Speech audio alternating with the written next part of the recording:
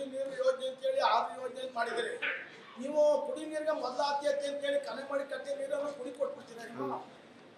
ಅದನ್ನೇ ನೆಮ್ಕೊಂಡು ಬದುಕೊಂತಾರೆ. ನಾವೆಲ್ಲ ಬರಬೇಕು ಅದನ್ನ 6ನೇ ಯೋಜನೆ ಕ್ಲೋಸ್ ಆಗಬೇಕು ಸರ್.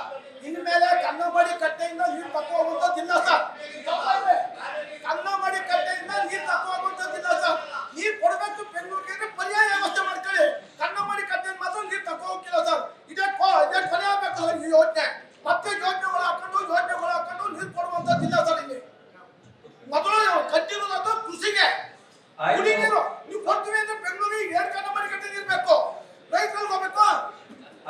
ದಯಮಾಡಿ ಇನ್ಮೇಲೆ ಯೋಜನೆಗಳಿಲ್ಲ ಕನ್ನಂಬಾಡಿ ಕಟ್ಟೆಯಿಂದ ಆಗಿರುವಂತ ಮೇಲೆ ಮಾಡ್ಕೊಳ್ಳಿ.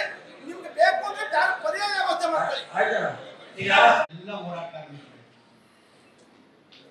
ಸಭೆ ಪ್ರಾರಂಭ ಆಗಿದ್ರು ಕೂಡ ಅಭಿಪ್ರಾಯ ನಾಚಿದೆ. ಪ್ರತಿಯೊಬ್ಬರು ಕೂಡ ಈ 2 ಕಾರ್ಯ ಬಗ್ಗೆ ಆಗಲಿ ಮುಂದಿನ ಪರವಾಗಿ ವಿರೋಧ ಇದೆ.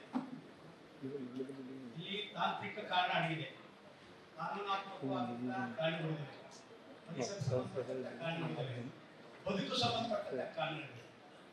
ಇದು 12 ಜಿಲ್ಲೆಯ ಕಾವೇರಿ ಜಲಾನಯ ಪ್ರದೇಶದ ಸೀಮಾನಾಗಿದೆ.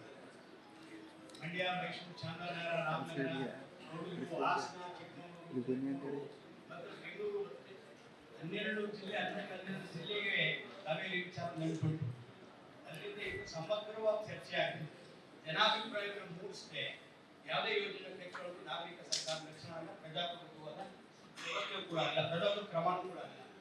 ಅದರಿಂದ ಸಭೆಯಲ್ಲಿ ಒಂದೇ 2 ಕಾವೇರಿ ಆಸ್ತಿ ಬಗ್ಗೆ ಆಗಲಿ ಅನುಮತಿ ಪರವಾಗಿ ಈ ಸಭೆ ಸಂಪೂರ್ಣವಾಗಿ ಸರ್ವಾನುಮತದ ವಿರೋಧವನ್ನು ವ್ಯಕ್ತಪಡಿಸಿದೆ.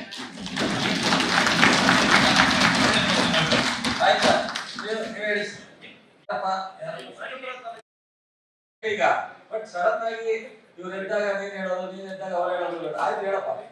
ಮೊದಲನೇದು ಡೆಡಿಕೇಟ್ ನಿಮ್ಮ ಮುಂದೆ ಮಾತಾಡೋದು ಮೊದಲನೇದು, ಅದಕ್ಕೋಸ್ಕರ ಒಂದು ಆ ರೀತಿ ಪರವಾಗಿಲ್ಲ ಮಾತಾಡಿ ಸರ್. ಚಿಕ್ಕಾರೆಡ್ಡಿ ಭಾಗದ ಜಮೀನುಗಳು ತುಂಬಾ ಫಲವತ್ತತೆಯಿಂದ ಕೂಡಿರ್ತಕ್ಕಂಥ ಜಮೀನು. ಯಾವುದೇ ಭಾಗಕ್ಕಿಂತ ಅಲ್ಲಿ ಇಳುವರಿ ಕೂಡ ಜಾಸ್ತಿ ಬರುತ್ತೆ ಫಲವತ್ತತೆಯಿಂದ. ರೈತರುಗಳು ಅದನ್ನ ಹೆಚ್ಚಿನ ರೀತಿಯಲ್ಲಿ ನಮ್ಮ ಭಾಗದಲ್ಲಿ ಬೆಳೆದಂತ ಭತ್ತಕ್ಕೆ 50 ರೂಪಾಯಿ ಹೆಚ್ಚಿನ ರೀತಿಯಲ್ಲಿ ಬೆಲೆ ಕೊಡ್ತಾರೆ. ಆದ್ರಿಂದ ಉತ್ತಮವಾದ ಜಮೀನನ್ನ ನೀವು ಅಮ್ಯೂಸ್ಮೆಂಟ್ ಪಾರ್ಕ್ ಇದೆ ಅಂತ ಗುರುತಿಸಿದ್ರಿ. ಅದನ್ನ ಜಮೀನು ಕಳ್ಕೊತಾರೆ. ನಾನೊಬ್ಬ ಫಲಾನುಭವಿ. ಆದ್ರೆ ಯಾವುದೇ ಜನಪ್ರತಿನಿಧಿಗಳು DCM ಅವರು 3-4 ಸರಿ ಅಲ್ಲಿಗೆ ವಿಸಿಟ್ ಮಾಡಿದ್ರು ಸ್ಥಳಕ್ಕೆ. ರೈತರನ್ನ ಒಂದು ವಿಶ್ವಾಸಕ್ಕಾದ್ರೂ ಕೂಡ ಅಲ್ಲಿ ಫಲಾನುಭವಿಗಳನ್ನ ಅಫಿಷಿಯಲ್ ಆಗಿ ಹಾಕೋದು, ಅನ್ಅಫಿಷಿಯಲ್ ಆಗಿ ಹಾಕೋದು, ಜಿಲ್ಲಾ ಉಸ್ತುವಾರಿ ಸಚಿವರಾಗಿರ್ಬೋದು, ನೀವು ಹಾಕ್ಬೋದು. ಯಾವುದೇ ರೈತರುಗಳನ್ನ ಕೂಡ ಕರೆಸಿ ಮಾತಾಡಿಸಿಲ್ಲ, ಅಧಿಕಾರಿಗಳ ಮುಖಾಂತರನೇ ಮಾತಾಡಿಸಿದ್ರಿ. ರೈತರುಗಳನ್ನ ನೀವು ಯಾವುದೇ ರೀತಿಯಾದಂತ ಜನಪ್ರತಿನಿಧಿಗಳು ವಿಶ್ವಾಸಕ್ಕೆ ತಗೊಳ್ಳಿಲ್ಲ ಸರ್. ಅಲ್ಲಿ ಒಂದ್ ಭಾಗ. ಆಮೇಲೆ ಕಾವೇರಿ ಆಸ್ತಿ ಬಗ್ಗೆ ಮಾಡ್ಬೇಕು ಅಂತ ಅನ್ಕೊಂಡಿದೀವಿ ಸರ್. ಅದು ಕುಡಿಯೋದಕ್ಕೆ ಕಾವೇರಿ ನೀರನ್ನ ಕುಡಿಯೋದಕ್ಕೆ ಮತ್ತೆ ವ್ಯವಸಾಯಕ್ಕೆ ಅಂತ ಬಳಸ್ತಾ ಇದೀವಿ.